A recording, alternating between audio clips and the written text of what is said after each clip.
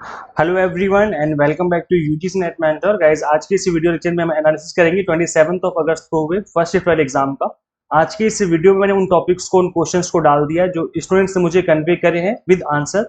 अगर आज आपका एग्जाम था तो आप भी कमेंट करके बता सकते हैं कि और किस तरह के क्वेश्चन आपके एग्जाम में पूछे गए थे, ताकि बाकी सभी स्टूडेंट्स को पता चले कि और किस तरह के एग्जाम में क्वेश्चन पूछे जा रहे हैं। तो चलिए स्टार्ट करते हैं और डिस्कस करते हैं exam analysis. So guys, data interpretation का जो क्वेश्चन था वो टेबल बेस्ड क्वेश्चन था, मॉडरेट लेवल का था। ऐसे स्टूडेंट्स का कहना है कि मतलब मॉडरेट था इन द सेंस कि हो गया था, थोड़ी कैलकुलेशन ज्यादा थी बट क्वेश्चन हो गया था। परसेंटेज बेस्ड क्वेश्चन था ये। आरसी पे क्वेश्चन पूछा गया था गांधी दर्शन के ऊपर और इजी क्वेश्चन था, इजीली क्वेश्चन बन गया था। हाइपोथेसिस टेस्टिंग अगेन काफी इंपॉर्टेंट टॉपिक है, बार बार क्वेश्चन बन रहे हैं इस टॉपिक पे, तो इस टॉपिक को आपको अच्छे से कर लेना है। इसके अलावा गाइस मेलवेयर पे क्वेश्चन पूछा है आज की शिफ्ट में। तो वायरस और मेलवेयर मैंने दोनों कवर करवा रखे हैं आपको अपने यूट्यूब पर। मेक श्योर आप इस वीडियो को जरूर देखें एग्जाम में जाने से पहले, ताकि आपका जो ये वाला टॉपिक है वो अच्छे से प्रिपेयर हो जाए। आपको सिंपली करना क्या है, सिंपल तरीका है इस वीडियो को देखने का। आप यूट्यूब पे लिखिए, सिंपल टर्म्स में आपको लिखना है UGC net mentor, UGC net mentor जो चैनल का नेम है, आगे लिख देना वायरस। ऐसे लिख करके सर्च करोगे तो ये वाली वीडियो आ जाएगी। तो इस वीडियो को जरूर देखें एग्जाम में जाने से पहले। आगे हम बढ़ते हैं। प्रॉफिट एंड लॉस पे क्वेश्चन पूछा हुआ था गाइस, और मैंने प्रॉफिट एंड लॉस कल ही करवाया था, कल नहीं शायद परसों करवाया था जब मैंने मैराथन क्लास ली थी। मैंने आप सभी के लिए एक मैराथन क्लास ले रखी है, मैं दिखा देता हूँ मैं किस मैराथन क्लास की बात कर रहा हूँ। देखिए गाइस, मैं इस मैराथन क्लास की बात कर रहा हूँ। मैंने इस मैराथन क्लास में मैंने आपको प्रॉफिट एंड लॉस भी करवाया हुआ है, इसके अलावा पॉलिसीज भी करवाई हुई है। इसके अलावा मैंने IP4 IP6 भी करवाया हुआ है, जिसके ऊपर आज के एग्जाम में क्वेश्चन पूछा हुआ था। तो काफी सारे क्वेश्चन जो है इस सिंगल क्लास से एग्जाम में देखने को मिले आज की शिफ्ट में। सो गाइस, इस मैराथन को आप जरूर देखें एग्जाम में जाने से पहले, ताकि आपके जो ये वाले टॉपिक है सारे के सारे अच्छे से कवर हो जाए। इसके अलावा आज के एग्जाम में मेन मीडियन से भी क्वेश्चन पूछा गया था, तो खैर ये तो एक इजी टॉपिक है, आई थिंक आप सभी से बन गया वो क्वेश्चन। आगे बढ़ते गाइस, इसके अलावा सस्टेनेबल डेवलपमेंट गोल से क्वेश्चन पूछे हुए थे। तो उसकी फुल फॉर्म होती है sustainable development goals, also known as global goals, were adopted by the United Nations in 2015 as universal call to action to end poverty, protect and planet, and ensure that by 2030 all people enjoy peace and prosperity। तो 2030 तक इनको achieve करना है। इसके अंदर 17 goals बनाए गए हैं। अभी जो 17 गोल्स हैं आपकी स्क्रीन पे मेंशन है गाइस। इसके ये जो सस्टेनेबल डेवलपमेंट गोल है इसके ऊपर बार बार क्वेश्चन बन रहे हैं एग्जाम में, तो आप इन सभी गोल्स के नेम याद कर लीजिए और कौन सा जो गोल है वो कौन से नंबर पे, ये भी आपको याद रखना है। जैसे 17वें नंबर पे है पार्टनरशिप फॉर गोल्स, और इसके अलावा आप देखते हो क्लाइमेट एक्शन है 13 नंबर पे। तो ये नंबर भी आपको याद होने चाहिए कि कौन से नंबर पे कौन सा गोल है, क्योंकि अभी कुछ दिन पहले एग्जाम में पूछा गया था सीक्वेंस कि कौन से नंबर पे कौन सा गोल है। इसके अलावा गाइज आपके एग्जाम में टी टेस्ट और काई स्क्वायर टेस्ट से आज क्वेश्चन बना है एग्जाम में, तो मैंने इसके ऊपर भी एक वीडियो लेक्चर बनाया हुआ है, जिसमें मैंने आपको हाइपोथेसिस टेस्टिंग में T test, Z test, ANOVA test, chi square test आपको अच्छे से पढ़ाया हुआ है। ये छोटी सी क्लास है, आई थिंक 20 से 25 मिनट की क्लास होगी, जिसमें मैंने सभी टेस्ट को बेसिक लेवल से समझाया हुआ है, ताकि आपको सभी जो टेस्ट होते हैं वो अच्छे से समझ में आ जाए। और जो मैंने मैराथन क्लास ली थी उसमें भी मैंने इस टॉपिक को कवर किया था। तो वैसे आप देख सकते हैं कि जिन्होंने मैराथन क्लास अटेंड की होगी उनको इस चीज का एडवांटेज मिला होगा। इसके अलावा अल्फाबेटिकल सीरीज से क्वेश्चन था, टाइम एंड वर्क से क्वेश्चन पूछा हुआ था आज के एग्जाम में। इसके अलावा वर्ड सीक्वेंस पे क्वेश्चन था, जो कि कोडिंग डिकोडिंग कह सकते हो आप। IP4 IP6 से रिलेटेड क्वेश्चन पूछा हुआ था आज के एग्जाम में आपके। ये देखिए गाइस, मैंने आपको ये जो टॉपिक है IP4 और IP6 दोनों कवर करवाए हुए। ये कौन सी क्लास है? ये क्लास है हमारी final revision, most important evergreen topics. तो मैंने 40 मिनट्स की फाइनल रिवीजन करके क्लास ले रखी है। इस क्लास का लिंक भी मैं दे दूंगा डिस्क्रिप्शन बॉक्स में, कमेंट बॉक्स में। इस क्लास के अंदर मैंने सभी 10 के 10 यूनिट्स के जो इंपॉर्टेंट टॉपिक उनको मैंने कवर किया हुआ है। तो आप यहाँ पे देख सकते हो अपने स्क्रीन पे, मैंने IP4 IP6 बेसिक इसी क्लास मैंने कवर करवाया था आप सभी को। तो चलो गाइस, एक बार गो थ्रू कर लेते हैं इस टॉपिक को, देख लेते हैं कि क्या होता है IP4 IP6। तो जैसे कि आप अपनी स्क्रीन पे देख पा रहे होंगे, IP एड्रेस जो होता है IP4 IP6 दो होते हैं इस टाइम पर। There are two main version IP address, IP4 and IP6। तो IP4 जो है वो उसमें 0 से 255 तक की जो है एक रेंज होती है, जैसे ये नंबर्स गिवन है, ये 255 तक जा सकते हैं, मिनिमम 0 मैक्सिमम 255। इसके अलावा गाइस ये 8-8 बिट्स के नंबर होते हैं, तो ये चारों मिलकर के 32 बिट्स हो जाते हैं। एक एक बाइट होता है, मतलब टोटल मिला के 4 बाइट्स हो जाते हैं। तो ये इसका साइज होता है। आई थिंक साइज से रिलेटेड ही क्वेश्चन था आज के एग्जाम में, साइज ही पूछा हुआ था कि IP4 या शायद IP6 का साइज कितना होता है, ऐसे इस तरह का कोई क्वेश्चन था, एग्जैक्ट याद नहीं है। IP6 जो होता है इसमें हेक्साडेसिमल नंबर होते हैं। हेक्साडेसिमल मतलब इसमें ABCD भी है और 1 2 3 4 भी होते हैं। बाकी आप यहाँ पे देख सकते हो किस तरीके से दिखता है ये IP6 आपकी स्क्रीन पे आपको दिख रहा होगा। तो इससे रिलेटेड क्वेश्चन जो था आपके एग्जाम में पूछा हुआ था। चलिए गाइस आगे बढ़ते हैं। इसके अलावा कंप्यूटर मेमोरी पे क्वेश्चन था, रैम के ऊपर आई थिंक क्वेश्चन पूछा हुआ था। रैम की फुल फॉर्म क्या होती है आप कमेंट करके बता दो, अगर आपको पता है फटाफट से कमेंट कर दो वीडियो देखते देखते कि रैम की फुल फॉर्म क्या हो सकती है, क्या होती है रैम और रोम, दोनों की फुल फॉर्म कमेंट करिए। एक बार तो रैम की फुल फॉर्म ही पूछ ली गई थी एग्जाम में। इसके अलावा फ्लैश मेमोरी पे क्वेश्चन था, क्लाउड स्टोरेज पे क्वेश्चन था, मैचिंग से रिलेटेड क्वेश्चन था, इनकी मैचिंग करनी थी, इस तरह का क्वेश्चन गिवन था। तो देख लेते हैं एक बार फ्लैश मेमोरी क्या होती है। It is also known as flash storage is a type of non-volatile memory that can be electrically erased and reprogrammed। याद रखिए कि ये नॉन वॉलेटाइल होती है, इसको हम इरेज कर सकते हैं और इसको रिप्रोग्राम भी किया जा सकता है। It can store data and information even when the power is of. तो ये भी एक इंपॉर्टेंट खासियत है इसकी, क्योंकि कई बार क्या होता है कि जो आपकी मेमोरी होती है जब पावर ऑफ होती है तो मेमोरी गायब हो जाती है, बट ये इस तरह की मेमोरी नहीं है, ये आप पावर ऑफ के बाद भी रह जाती है। Flash memory is used in many consumer devices, enterprise system and industrial application. It is also used as external secondary storage, जैसे कि USB memory stick जिसको हम बोलते हैं, USB sticks होती है, memory sticks होती है, thumb drivers होता है, flash drivers होते हैं। इस तरह की जो memories है इसको हम लोग फ्लैश मेमोरी कहते हैं। इसके अलावा क्लाउड स्टोरेज के ऊपर क्वेश्चन था, और अभी क्लाउड स्टोरेज के ऊपर क्वेश्चन पहले भी पूछा जा चुका है, अभी 2-3 दिन पहले की बात है। It is a way to store digital data on server in off site location managed by third party provider. User can access the data through the public internet और अ प्राइवेट नेटवर्क कनेक्शन। तो आप यहाँ पे easily online data जो है transfer कर सकते हो और उसको डाउनलोड भी कर सकते हो कहीं से भी। तो इसके एग्जाम्पल मैंने डाल दिए, जैसे वन ड्राइव हो गया 5 GB तक फ्री डेटा देता है, आई क्लाउड 5 GB तक का डेटा फ्री देता है, गूगल ड्राइव पे 15 GB तक का डेटा फ्री में अवेलेबल रहता है, इसके बाद आपसे चार्जेस मांगे जाते हैं। ड्रॉप बॉक्स पे 2 GB तक का डेटा फ्री होता है। इसके अलावा एक टेरा बॉक्स है, टेरा बॉक्स के बारे में आई थिंक आप सब लोग जानते होंगे जो कि टेलीग्राम से अवेयर है, तो टेरा बॉक्स के बारे में भी जानते होंगे। टेरा बॉक्स पे 1 TB तक का डेटा फ्री है, उस पर अपलोड कर सकते हो, बट उस पर ऐड बहुत आती है, बस एक ऐड की बहुत दिक्कत है। अदरवाइज टेरा बॉक्स भी एक अच्छा सही प्लेटफॉर्म है आपको ऑनलाइन स्टोरेज देने के लिए, बट इस पर ऐड बहुत आती है, थोड़ा एनोइंग हो जाता है। इसके अलावा यूनिवर्सिटी एस्टेब्लिशमेंट से रिलेटेड क्वेश्चन था कि कौन सी यूनिवर्सिटी कब एस्टेब्लिश हुई है, कोडिंग डिकोडिंग पे क्वेश्चन था, असेसमेंट से रिलेटेड क्वेश्चन आपके एग्जाम में पूछा हुआ था।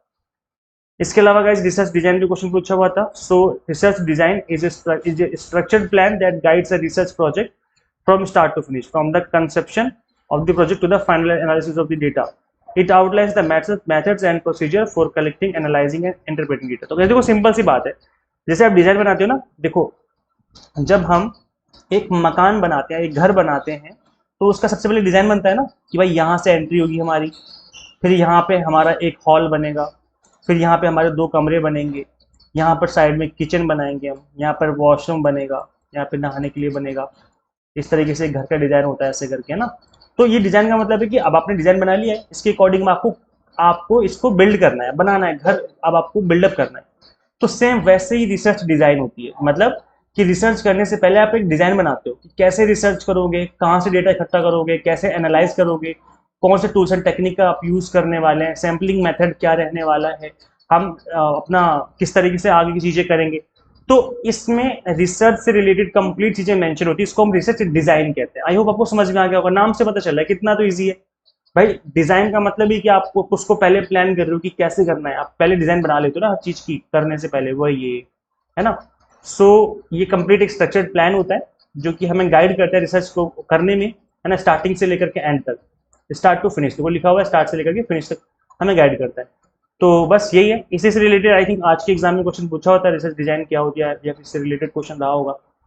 रिसर्च एथिक्स पे क्वेश्चन पूछा हुआ था। तो एथिक्स में आप सभी को पता है कि ऑनेस्टी एंड इंटीग्रिटी रहनी चाहिए, हमें ह्यूमन सब्जेक्ट को प्रोटेक्ट करना है, मतलब ह्यूमन को नुकसान नहीं होना चाहिए, हमें एनिमल को केयर के साथ स्टडी करनी है, रिस्पॉन्सिबल पब्लिकेशन होना चाहिए, पैसे देकर के हमें पब्लिकेशन नहीं कराना चाहिए, कॉन्फिडेंशियलिटी रहनी चाहिए, डेटा कॉन्फिडेंशियल रहे, जहाँ से डेटा इकट्ठा किया गया उनकी प्राइवेसी मेंटेन रहे, रिस्पेक्ट करनी चाहिए हमें कॉपीराइट एंड आईपीआर की, मतलब हमें कॉपी नहीं करना किसी का काम को।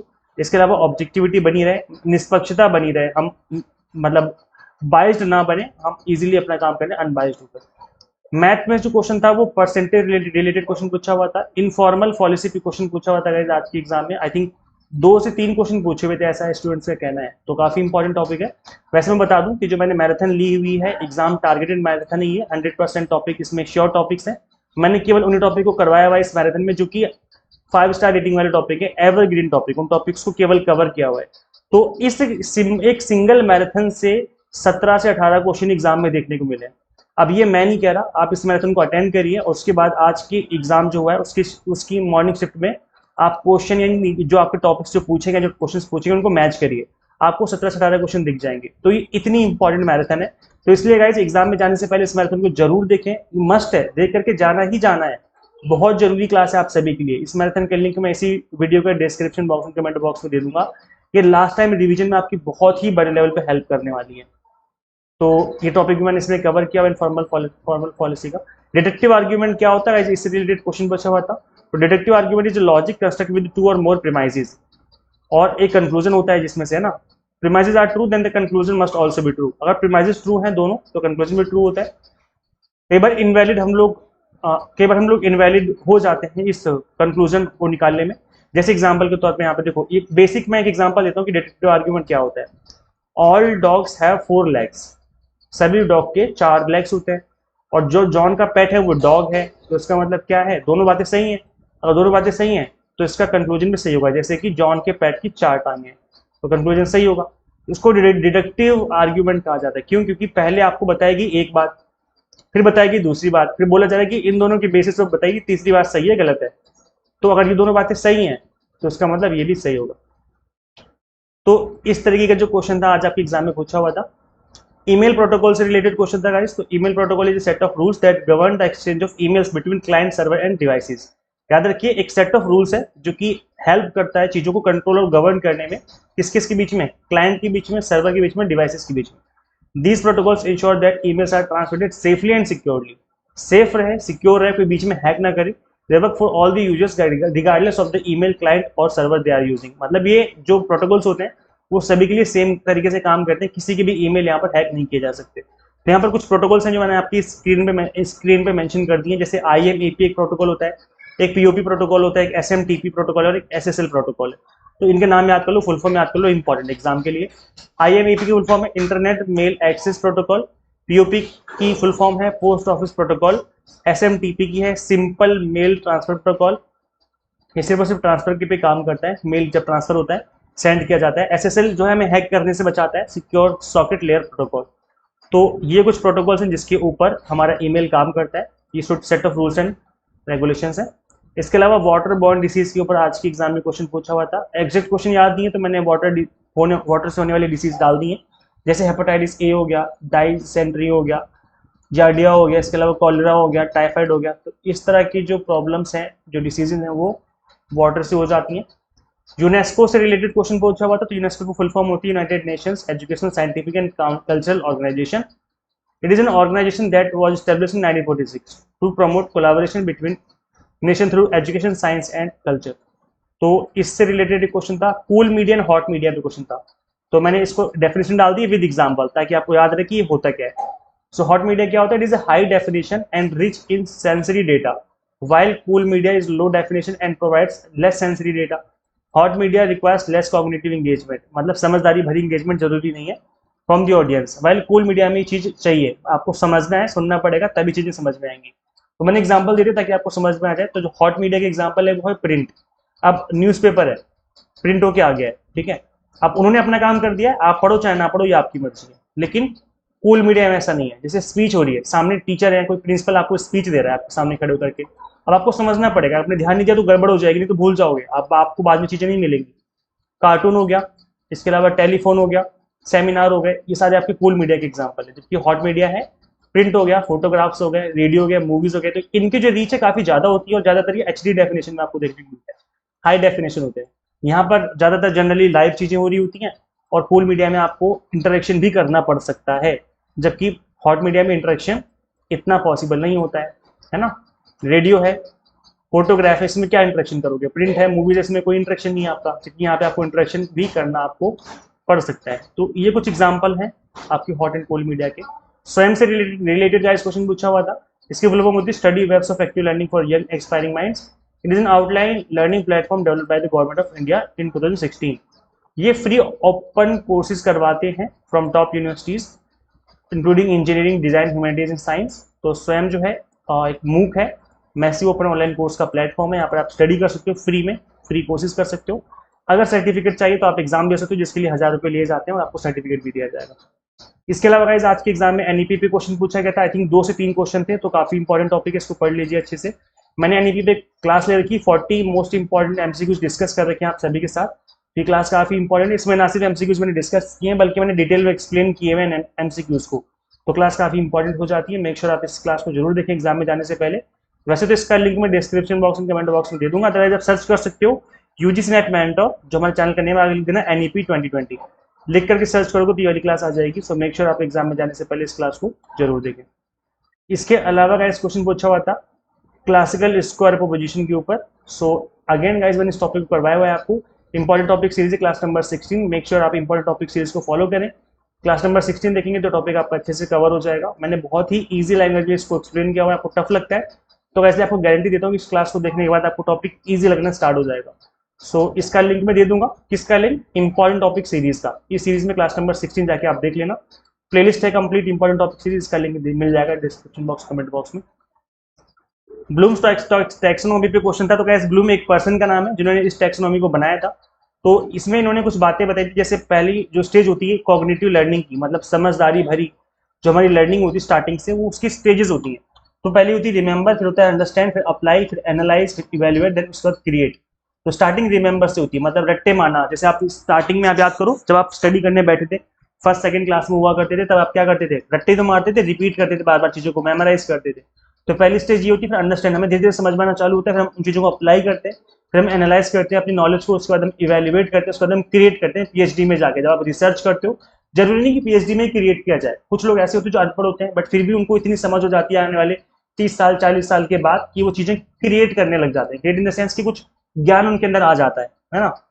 तो ये है, जैसे फॉर्मल एजुकेशन तो मिली नहीं है, जो हमारे बड़े बड़े ऋषि मुनि रह चुके हैं, ऐसा नहीं कि वो पीएचडी होल्डर थे, या जो पैगंबर रह चुके हैं, या कोई भी बड़ा जो इंसान रह चुका है इस दुनिया में, जरूरी नहीं कि उन्होंने पीएचडी कर रखी थी, बट उनको इतनी समझ थी, इतनी नॉलेज थी कि उन्होंने इतने बड़ी बड़ी चीजें बता दी जिसको हम आज तक फॉलो करते आ रहे हैं।